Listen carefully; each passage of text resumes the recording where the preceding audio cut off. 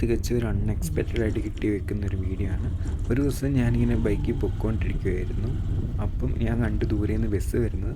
എനിക്കറിയാം ഈ ഒരു റോഡിലൂടെ ഞാൻ കയറി പോകാമെന്നുണ്ടെങ്കിൽ ആ ബസ് പോകുമ്പോൾ ഉറപ്പായിട്ടും ഞാൻ വെളിയിലോട്ട് ചാടേണ്ടി വരും. നല്ല രീതിയിൽ കട്ടിങ് ഉള്ളതുകൊണ്ട് ഞാൻ ബൈക്ക് സൈഡിലോട്ട് ഒതുക്കി നിർത്തി. എന്നിട്ട് ആ ബസ് പോയി കഴിഞ്ഞാണ് ഞാൻ കയറി പോയേക്കുന്നത്.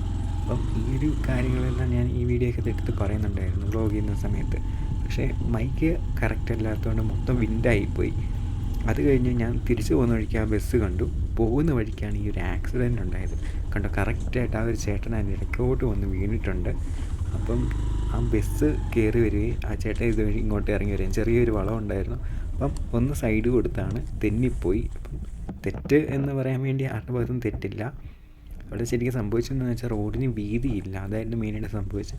പിന്നെ ഞാൻ പെട്ടെന്ന് തന്നെ ഓടി പോയി ആ ചേട്ടൻ്റെ അടുത്തോട്ട്.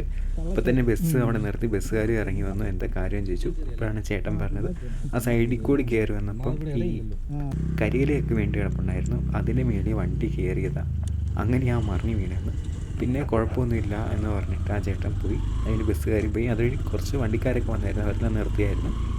ആരും എല്ലാവരും അന്വേഷിച്ചിട്ട് പോയി.